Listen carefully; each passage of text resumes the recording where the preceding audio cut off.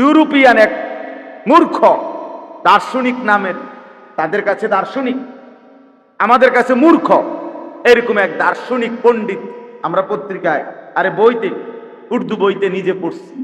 সে বেটা ঘোষণা দিছিল আগামী 30 বছরের ভিতরে যদি জনসংখ্যা নিয়ন্ত্রণ করা না হয়, বার্থ কন্ট্রোল, জন্ম নিয়ন্ত্রণ ঠিকমতো করা না হয়, তাহলে এই ইউরোপের মধ্যে গম, ইউরোপের মানে রুটির জন্য যে মেন উপাদান গম, এটার প্রচন্ড ঘাটতি হয়ে যাবে।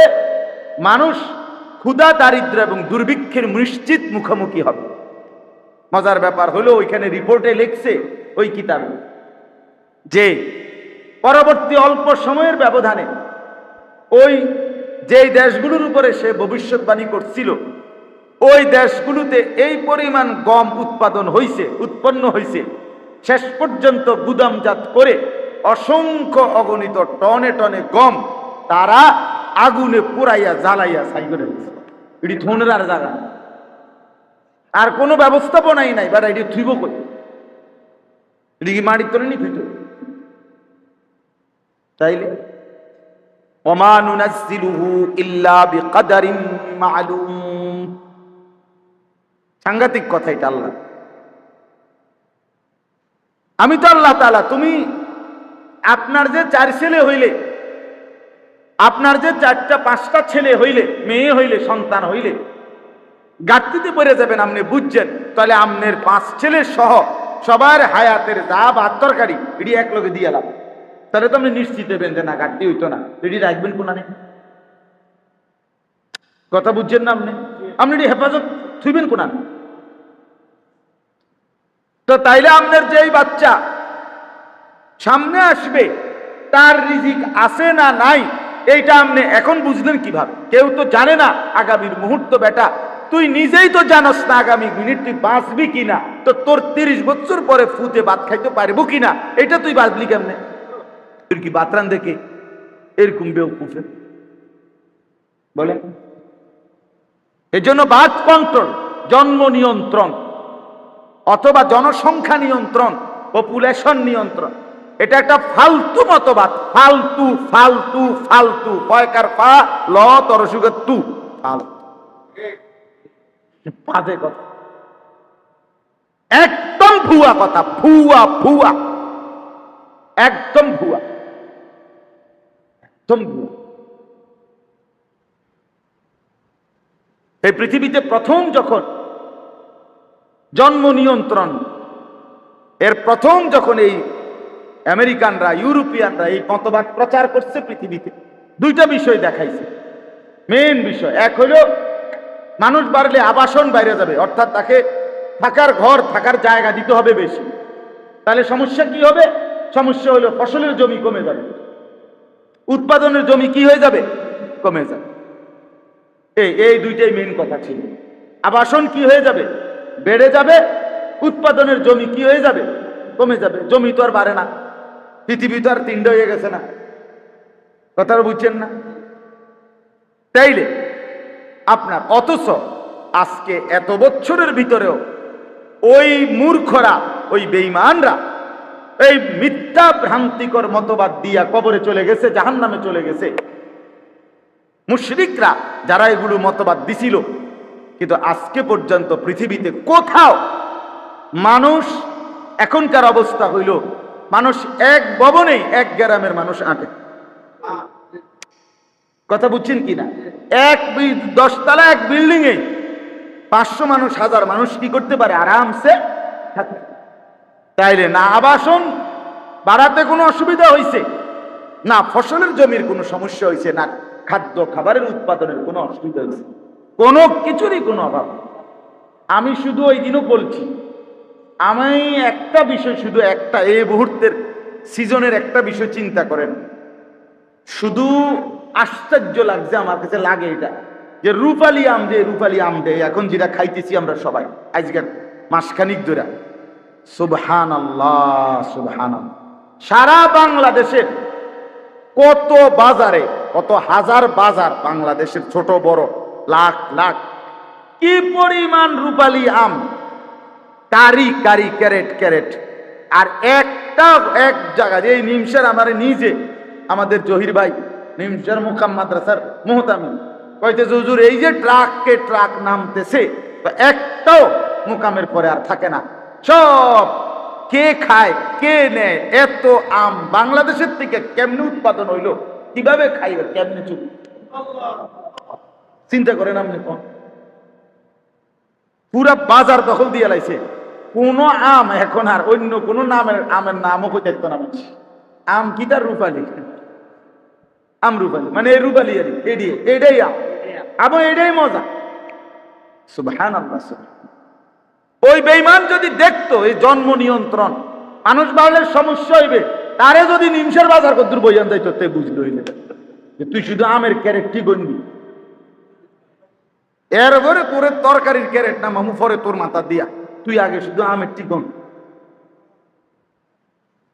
এরপরে না রয়েছে তরকারি। কি সমস্যা হয়েছে বলেন? তা আল্লাহ তাআলা বলেন, আমি আল্লাহ তাআলার কাছে আমার ওয়া ইম মিন শাইইন ইল্লা ইনদানা খাযাইনুহু, আমার জমিন, আমার হিসাব, আমার পরিকল্পনা, আমি রব্বুল আলামিন অপরিকল্পিতভাবে কিছুই করি নাই। আর আমি আমার সৃষ্টির ব্যাপারে আমি গাফিল নই। আমি বানাইছি কয়জন, খাওয়াবো কয়জন, দেব কয়জন, জায়গা লাগবে কদ্দুর, ফল লাগবে, ফসল লাগবে, খাদ্য লাগবে কদ্দুর, রিজিক লাগবে কি, এটা আমি আল্লাহর কোনো হিসাব ছাড়া এমনি দিয়া অনেকটা ফেঁসে পড়ে গেছি। এটার নাম বুঝি আল্লাহ? নাউজুবিল্লাহ। এটা কি খামখেয়ালি কথা?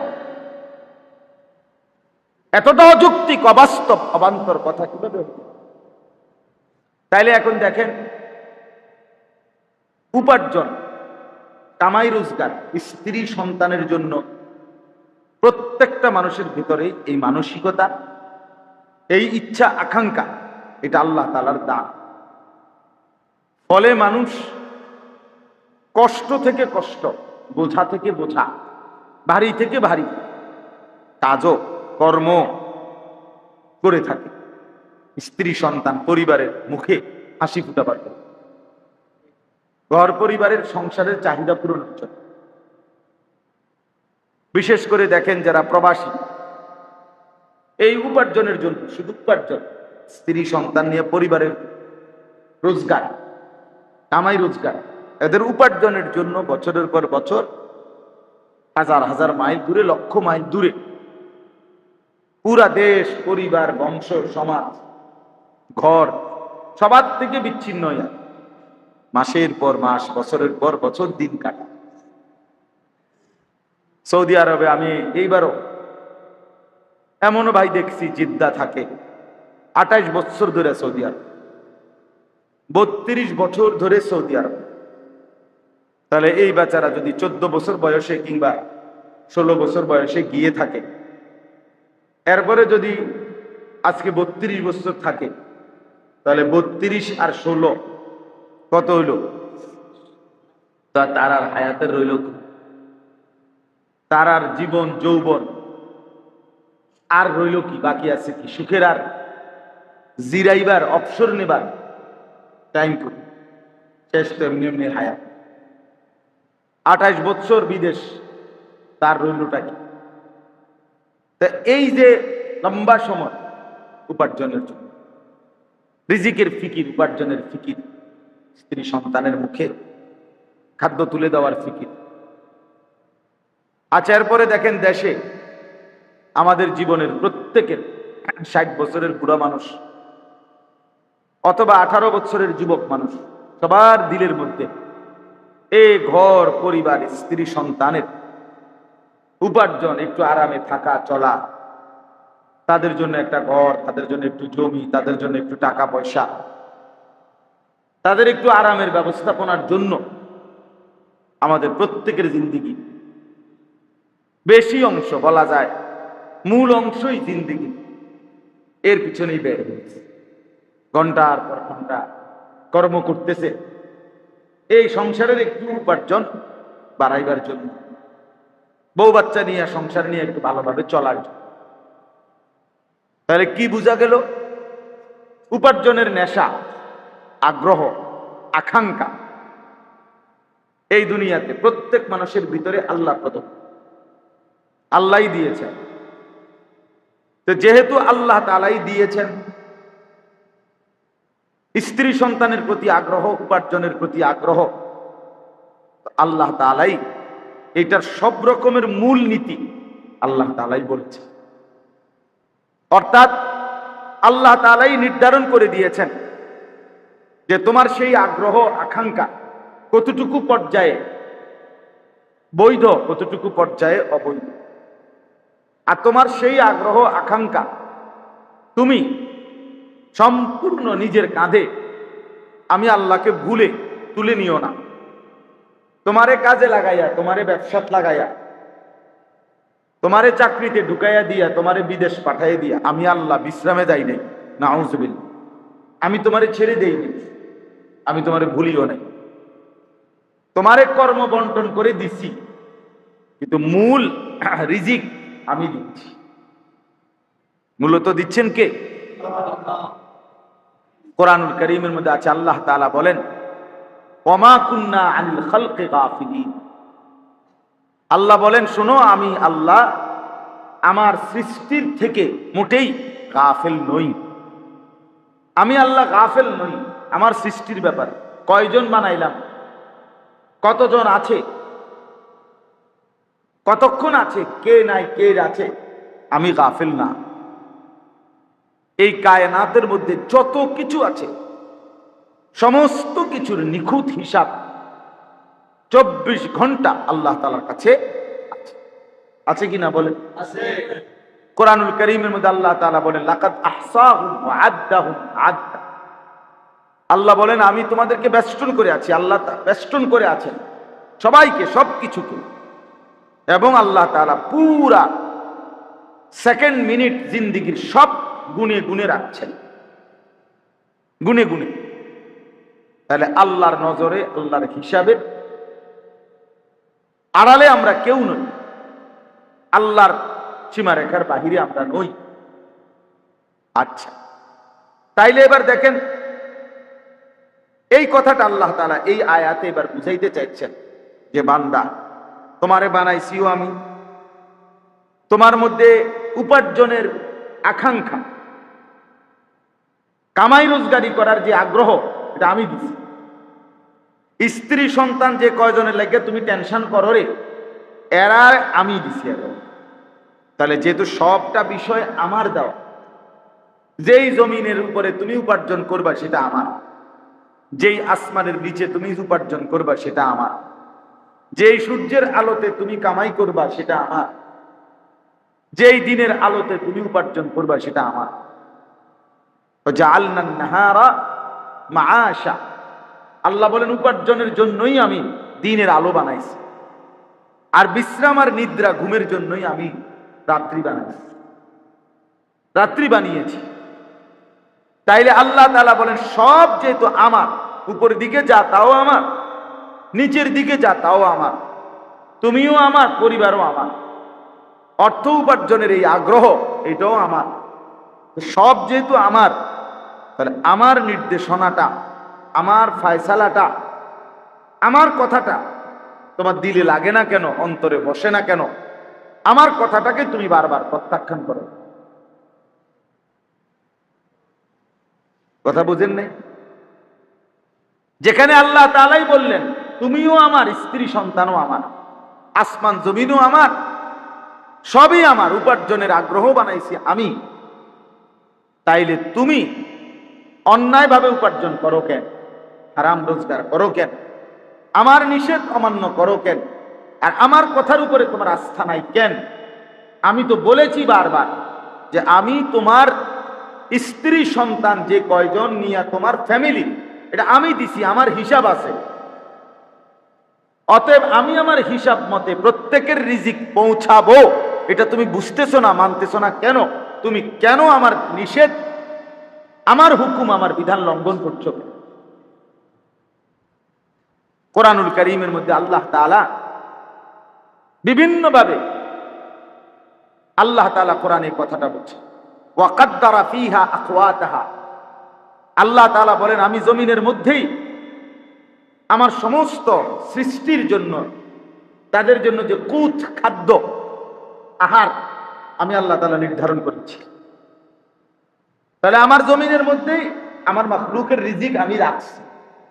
কথা বুঝছেন কিনা বলেন? আল্লাহ তাআলা কোরআনে বলেন, ইন্না কুল্লা শাইইন খালাকনাহু বিকাদার, নিশ্চয়ই আমি আল্লাহ সব কিছু সৃষ্টি করেছি পরিমাণ মতো। ঘাটতির কোনো সুযোগ নেই, ঘাটতির কোনো কি নাই সুযোগ। ওই এই কোনার ছেলেগুলো বেশি যন্ত্রণা করতেছে নাসির ভাই। দুই একজন ফাজিল আছে, এই দুই একটা ফাজিলের কারণে বাকিরা কষ্ট পাইতেছে। দুষ্ট কোনো সবাই হয় না, এটা নিয়ম। যেই কোনো মজমাতে দুষ্ট কি হয় না, 100 জনে লাইন ধরলে লাইন ভাঙ্গে একজন, 100 জনে কোনো লাইন ভাঙ্গে না, কিন্তু ওই একজনই পুরা 100 জনকে তখন যন্ত্রণা দেয়। সবাই তখন কথা শুরু করে, এই বেটা তুমি লাইন ভাঙছো, এই লাগিয়ে গেল মাছে গাছে। এখানে দুষ্ট একজন বা দুইজন আলগা জিন সোয়ার হয়েছে, হেগুলোকে হেরা বাকিদেরকে যন্ত্রণা দিতেছে জিনের কারণে।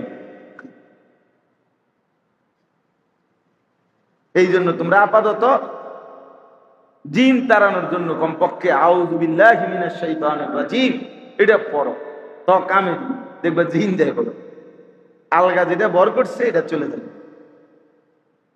তাহলে আল্লাহ তাআলা বলেন, ওয়া ইম মিন শাইইন ইল্লা ইনদানা খাযাইনুহু, আল্লাহ তাআলা বলেন এমন কিচ্ছু নাই, আমার এই সৃষ্টিতে এমন কিছুই নেই যার জন্য আমার কাছে অসংখ্য ভান্ডার খনি নাই, এমন কিছুই নাই। মানে তুমি এটা মনে করো না বান্দা, বাতের চাইল আমার কাছে এটা হিসাব করা যে 27 টন 25 টন 200 টন, না না বেটা বেকুব, যেটাই আমার সবটাই খাজানা, খাজানা ভান্ডার ভান্ডার। ওয়া ইম মিন শাইইন ইল্লা ইনদানা খাযাইনুহু, আমার কাছে ভান্ডার আছে বেটা। লিল্লাহি খাযাইনুস সামাওয়াতি ওয়াল আরদ, আল্লাহ বলেন আসমান এবং জমিনের সমস্ত ভান্ডার আল্লাহর নিকট। কার নিকট? লাহু মাকালিদুস সামাওয়াতি ওয়াল আরদ, আল্লাহ বলেন আসমান এবং জমিনের সমস্ত কিছুর চাবি আমার হাতে। কার হাতে? ওয়া ইনদাহু মাফাতিহুল গায়ব লা ইয়ালামুহু ইল্লা হু, না লা ইয়ালামুহা ইল্লা হু, আল্লাহ তাআলা বলেন সমস্ত অদৃশ্য বিষয়ের চাবিকাঠি আল্লাহরই হাতে। লা ইয়ালামুহা ইল্লা হুয়া, তিনি ছাড়া আর কেউ তা জানে না কোনটা কোথায় কদ্দুর। আল্লাহ তাআলা কোরআনুল কারীমের মধ্যে বলেন, ওয়ামা তাদরি নাফসুম মাযা তাকসিবু গাদান, কেউ জানে না আগামী মিনিট, আগামী ঘন্টা, আগামী দিন, আগামীর সময়ে সে কি উপার্জন করবে, কিন্তু আমি জানি। জানে কিনা বলেন? আল্লাহ তাআলা বলেন, ইয়ালামু মা বাইনা আইদিহিম ওয়া মা খালফাহুম, পেছনের যা তাও আমি জানি, সামনের যা তাও আমি জানি, তাও আমি জানি। তাইলে আসমান ও জমিনের সমস্ত কায়নাতের ভান্ডার আল্লাহ। আল্লাহ আল্লাহ তাআলা বলেন আমার কাছে সবকিছু আছে, পর্যাপ্ত পরিমাণ, হিউজ পরিমাণ, বিপুল পরিমাণ, কোনোভাবেই আমার কাছে কোনো ঘাটতি বলতে, কমতি বলতে, কোন সিজন, কোন মৌসুম, কোন অবস্থা, কোন হালাতেই আমি আল্লাহর কাছে কমতি, ঘাটতির বলতে কিছু হইতে। হ্যাঁ, আল্লাহ এরপরে বলেন, ওমা নুনাজ্জিলুহু ইল্লা বিকাদারিন মা'লুম, তবে আমি আল্লাহ তাআলা সব কিছু নাজিল করি পরিমাণ মতো, নির্ধারিত একটি পরিমাণ অনুসারে। এটা আমার বন্টন, এটা আমি আল্লাহ তাআলার ফয়সালা, এটা আমার তাকদীর। আমি সব কিছু সেটিং করে ধারাবাহিকভাবে পরিমাণ মতো নির্ধারিত সেভাবে না। আপনি মনে করেন আপনার আজকে আগামী 10 বছরের যা পেঁয়াজ লাগবো এটি আপনার খেতে হয়ে গেছে মনে করেন, তো আনান এটি থুইবেন কোন? কথা বোঝেন নাই আপনি? পেঁয়াজ তো হয়ে গেছে মাশাআল্লাহ, আর এটি রাখবেন কোন? 10 বছরের পেঁয়াজ এটি পচে যেত না? তো তাইলে তাহলে এই বছরে যদি সব পেঁয়াজ উঠে হইয়া যায়, আগামী 30 বছরের পেঁয়াজ, তাহলে এটি থাকবো কই? কথা বুঝছেন? আগামী 30 বছরের চাউল যদি সব ধান হইয়া যায় এবার, এতগুলো গোডাউন পাইবেন কই? আপনি রাখবেন কই? এই আয়াতের মূল বক্তব্য হলো, আপনাদের কাছে আমি যে কথাটা বুঝাইতে চাচ্ছি, এই যে কয়জন বসছেন, আমারও এখানে বয়ান করার কথা ছিল না। আমার আজকে বয়ান হলো ছিল গাজীপুর, ঢাকা। জুমার নামাজ পড়াইবার কথা ঢাকা, মোহাম্মদপুর, কোনোটাই হইছে না। দেশের এই পরিস্থিতি, ঢাকাতেও যাই নাই, মাহফিল এলাকাতেও যাই নাই। আমি তো এমনি স্বাভাবিকভাবে চান্দিনাতেও জুমা পড়াই, রেজিস্ট্রি, সাব রেজিস্ট্রি দামে মসজিদে, তো এখানে জুমা পড়াইছি। তা আজকে আর বয়ান হবে না। ওই মাহফিলগুলো, 2টা মাহফিলের একটাও। পরে আমাদের মাওলানা ইয়াসিন জাফরি ভাই, মুফতি নাসির ভাইয়ের মাদ্রাসার আজকের এই মজলিস আমার বড় ভাই আসবেন ইনশাআল্লাহ। এই কারণে ওনারা খুব আবদার করছে। নাই বলে ঠিক আছে, বলে বলাই দরকার, জ্যাম দিয়া আফাই কইতেল লেগেছি। মালিকের কথা বলতে থাকা, কবি ইধার কবি উধার, কখনো এদিকে কখনো সেদিকে, কখনো একজন কখনো 1000 জন, কখনো ছোট জায়গা কখনো বড় জায়গা, কখনো রাত কখনো দিন, কখনো আলো কখনো অন্ধকার, কবি জমি পর কবি আরশ, কবি দর বদর, কখনো নিচে কখনো উপরে, কখনো দুয়ারে দুয়ারে, মুঝে কোই ঘর নেই। দাঈর কোনো ঘর হয় না। আল্লাহর পথে যে ডাকে তার এত কিছুর কোনো হিসাব লাগে না, বলতেই থাকা, আল্লাহর জন্যই বলতে থাকা। আল্লাহ আমাদেরকে কবুল করে নেন। তো এবার চলেন এই আয়াতের কথা। তাহলে এই যে এতক্ষণের কথার দ্বারা এটা বুঝাইলাম, আল্লাহ তাআলা বলেন জমিনও আমার, আসমানও আমার, মানুষও আমার, পরিবারও আমার, আয় উপার্জনের সব ব্যবস্থাপনাও আমার। অতএব বান্দা, আমি রব্বুল আলামিন আমার সৃষ্টি থেকে গাফিল নই। আমি সকলের সবকিছু বিকাদারিন মালুম, সুনির্দিষ্ট পরিমাণ আমি নির্ধারণ করেছি। ওয়াকাদ্দারা ফিহা আকওয়াতাহা, আমি এই জমিনের মধ্যে প্রত্যেকের জন্য রিজিক, খাদ্য, খাবার কাদ্দারা, তাকদীরের মতো নির্ধারণ করে রেখেছি, সব ফয়সালা করে রাখছি। অতএব এই নিখুঁত হিসাব, আল্লাহর নিখুঁত ফয়সালা থাকার পরেও আমি আপনি আল্লাহর হুকুমের লঙ্ঘন করে হারাম এবং অবৈধ উপার্জন কিংবা সন্তান পরিজনকে আল্লাহ থেকে বিমুখ করা, আল্লাহ থেকে সরিয়ে ফেলা, আখিরাত ভুলাইয়া দেওয়া, এটা করব কেন? কেন করব? এই আয়াত দেখেন এবার আল্লাহ কি বলেন। ওয়ামা মিন দাব্বাতিন ফিল আরদ, আল্লাহ তাআলা বলেন এই জমিনের মধ্যে, ফিল আরদ মানে জমিন, জমিনের মধ্যে বিচরণশীল এমন একটি প্রাণীও নেই।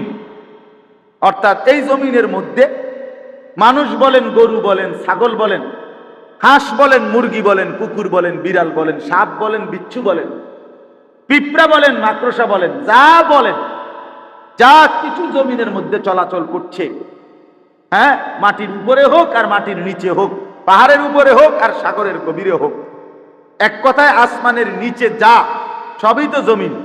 তো এই যা কিছু বিচরণশীল, একটাও এমন নেই, আল্লাহ বলেন ইল্লা আলাল্লাহি রিজকুহা, প্রত্যেকটার রিজিকের জিম্মাদারি আমি আল্লাহ নিজে আমার কাঁধে তুলে নিলাম।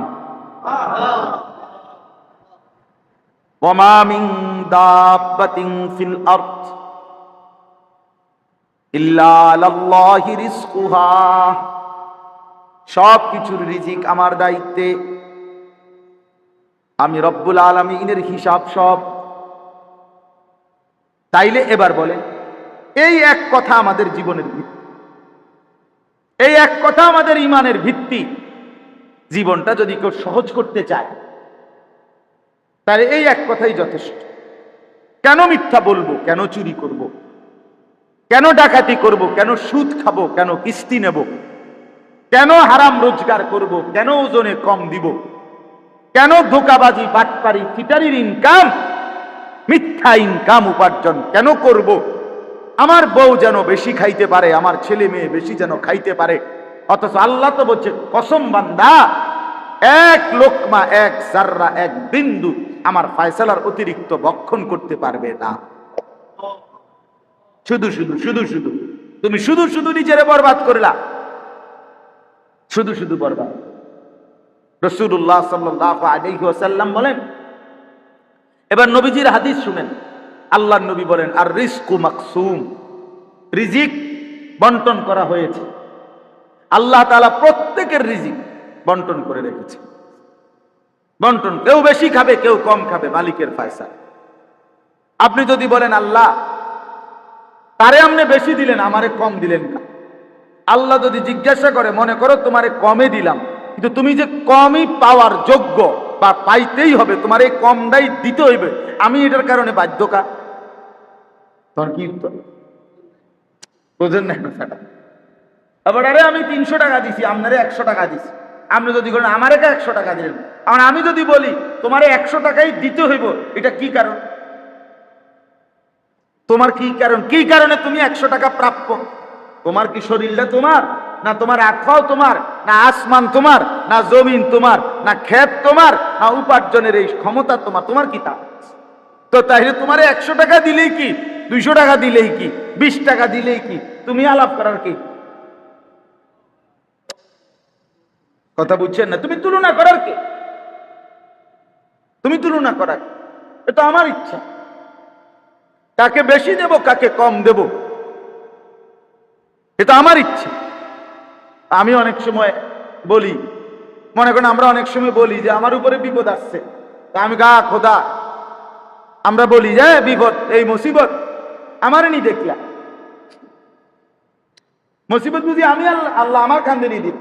তা আমি বলি যে আল্লাহ যদি জিজ্ঞাসা করে, আল্লাহ বান্দা আচ্ছা ঠিক আছে, তোমারে না দিয়া অন্য কারে দিতাম, তার নামটা কিন্তু তুমি করছে, আপনি একজনের নাম করছে, এরপরে যদি সে শুনে আপনি হইতেন নাম কইছেন, আপনি কি পিঠাটা দিব? কি রে বেটা, তুই আমার নাম কইলি কেন? আরে বলবি কি না, বলেন না কেন? তাইলে এই কথা বলার কোনো যুক্তি আছে? তাইলে আপনি যে বললেন আল্লাহ আমারে কম দিলেন, তারে বেশি দিলেন কেন? সে যদি প্রশ্ন করে আমারে কম দিত, এটা তুই চাইলি কেন? কি রে বেটা? এই জন্য আল্লাহ তাআলা বলেন, ইল্লা আলাল্লাহি রিজকুহা, আমি কায়নাতের সমস্ত কিছুর রিজিক আমার হাতে রেখেছি, এটা আমার ফয়সালা, আমার দায়িত্ব, আমি আমার কাঁধে তুলে নিয়েছি, একেবারে ফরজ মনে করে আমি আদায় করছি। সুবহানাল্লাহ। আল্লাহ নবী বলেন, ইন্নার রিজকা লা ইয়াতলুবুল আবদা কামা ইয়াতলুবু আজালু। আমি এই কথাগুলো বলার একটা শেষ 2 মিনিটের উদ্দেশ্য আছে, এটা পরে এক কথা বলবো। ইন্নার রিজকা লা ইয়াতলুবুল আবদা কামা ইয়াতলুবু আজালু। নবীজি বলেন, নিশ্চয়ই কোন মানুষের মৃত্যু যেমন তাকে তালাশ করে বের করে ফেলে, তার রিজিকও তাকে এভাবে তালাশ করে নেয়। আইসিইউর ভিতর থেকেও মালাকুল মউত নিয়ে আসে, ঠিক কিনা বলেন? হসপিটালের আইসিইউতে কাউরে ঢুকতে দেয় না নার্সেরা, কিন্তু মালাকুল মউত ঠিকই ঢুকে, সে নিয়ে আসে। ঠিক মৃত্যু যেমন নিয়ে আসে, আল্লাহর নবী বলেন রিজিকও ওই ব্যক্তিকে এভাবে তালাশ করে নেয়। এরপরে দেখেন নবীজি বলেন, ওয়াল্লাহি লান তামুতা নাফসান হাত্তা তাস্তাকমিলা রিজকাহা। নবীজি বলেন, আল্লাহর কসম, একটা প্রাণ, একটা আত্মা, একটা জীবিত সত্তা মরবে না তার জন্য বরাদ্দকৃত রিজিক পূর্ণ না করা পর্যন্ত। হাত্তা তাস্তাকমিলা রিজকাহা, তার রিজিক পূর্ণ না করে সে মরবে না। মরার সুযোগ নাই, মরার সিস্টেমে নাই, সে বেঁচেও ভোগ করতে পারবে না, আবার রিজিকটুকু না খাইয়েও যাইতে পারবে না। তাইলে আল্লাহ তাআলা বলেন, এখন আপনি আমি বলেন, আমরা আল্লাহ তাআলার নিখুঁত হিসাবের মধ্যে এবং আল্লাহ তাআলার পক্ষ থেকে আমাদের জন্য বাধ্যতামূলক রিজিক, আমাদের আয় উপার্জন সব নির্ধারিত, আমরা কেন আল্লাহর নাফরমানি করব? আল্লাহকে বাদ দেব কেন? হারাম কেন রোজগার করব? কেন হারাম রোজগার করব? এলো এক কথা। আচ্ছা, এখানে অর্থটুকুর আরেকটু আছে, দেখেন। এরপরে আল্লাহ বলেন ওয়া আলামু মুস্তাকাররাহা ওয়া মুস্তাউদাহা। মানুষের অবস্থান দুইটা, একটা হলো সাময়িক অবস্থান, একটা হলো দীর্ঘমেয়াদী অবস্থান। সাময়িক অবস্থান হলো হায়াতের এই দুনিয়া, দীর্ঘমেয়াদী অবস্থান হলো কবর। আল্লাহ বলেন সাময়িক এই দুনিয়ায় তুমি কখন কোথায় থাকবা আমি এটাও জানি, চূড়ান্তভাবে তুমি কোথায় দাফন হইবা, কবরস্থ হইবা, আমি সেটাও জানি। আমি সেটাও জানি। তাইলে তোমার শেষ সেকেন্ড পর্যন্ত তুমি কোথায় কোথায় থাকবা আমি তাও জানি, আর সর্বশেষ কোথায় তুমি মাদফুন দাফন হইবা আমি তাও জানি। আল্লাহ বলেন আমি শুধু জানি মনে করছো? না, কুল্লুম ফি কিতাবিম মুবিন, বরং সমস্ত কিছু আমি রব্বুল আলামিন আমার নির্ধারিত লৌহে মাহফুজের যেই খাতা কিতাব, আমার সেই লৌহে মাহফুজের মধ্যে স্পষ্টভাবে লিখে রাখছি। আসবা কোন দিন, যাবা কোন দিন, মায়ের পেট থেকে বের হইবা কোন দিন, আবার এই পৃথিবীর মায়া ত্যাগ করে মৃত্যুবরণ করবা কোন দিন, হাসবা কয়বার, কাঁদবা কয়বার, হাত উঠাবে কয়বার, পা উঠাবে কয়বার, চোখ খুলবে কয়বার, কানে শুনবা কয়বার, আল্লাহ তাআলা বলেন লোকমা মুখে দিবা কয়বার, পানির ঢোক গিলবা কয়বার। খোদার কসম আল্লাহ বলেন সব সব লিখে রাখছে। সব লিখা, হিসাব করা, হিসাব করা। আল্লাহ তাআলা, আমি অনেক সময় বলি আল্লাহ তাআলা কোনো বোর্ডিং চালায় না। আল্লাহ কি চালায় না? বোর্ডিং। বোর্ডিং বুঝেন না? আরে মাদ্রাসার যে বোর্ডিং ছাত্ররা জেনে খায়, আল্লাহ বোর্ডিং চালায় না। বোর্ডিং চালায় না মানে কি? মানে বোর্ডিং এর সিস্টেম হইল, বোর্ডিং যিনি সুপার, যিনি বোর্ডিং বাবুসি অথবা বোর্ডিং এর হিসাব রক্ষক, উনি মাদ্রাসার প্রিন্সিপালের কাছে আইসা বলে হুজুর আজকে কিতা দিতাম, তো উনি জিগায় বাজারে কিতা আছে, আজকে তরকারি কি আছে, দুন্দুল আছে, তারপরে দিয়ে আপনার শসিন্দা আছে, লতসিম আছে, ঢেঁড়স আছে, আলু আছে, হ্যাঁ, তো দাম কেমন? তো দাম হুজুর মোটামুটি লতসিমটা একটু আলুর লগে মিলাইয়া দিলে খারাপ হইতো না, দামে পোষাইব, হ্যাঁ দাও, এটা দাও। তাইলে বাজারে কি আছে এটার উপরে ভিত্তি কইরা তাৎক্ষণিক মশওয়ারা কইরা এমনি বোর্ডিং চালায়। আল্লাহ তাআলা কোনো এমন না যে ফেরেশতা এসে জিজ্ঞেস করছে আল্লাহ এই মোট মানুষ হলো 800 কোটি, আজকে সকালের নাস্তা কি দিতাম? তা আল্লাহ তাআলা জিজ্ঞাসা করছে ফেরেশতা মোট পরোটা আছে কয়টা, আর এমনি স্বাভাবিক রুটি আছে কয়টা, আর ভাত আছে কয় কেজি, এটা একটা হিসাব দাও। এরপরে ভাগ করে দিতে আছি যে পরোটা খাইবো কয়জন, রুটি খাইবো, এমনি এমনি এটা বোর্ডিং চালাইতে আছে নাকি? রব্বুল আলামিন বলেন কুল্লুম ফি কিতাবিম মুবিন, বরং আসমান জমিন সৃষ্টির 50,000 বছর আগে আমি আল্লাহ প্রতি লোকমা, প্রতি ফোঁটা, প্রতি বিন্দু লিখে রাখছি। সব লেখা।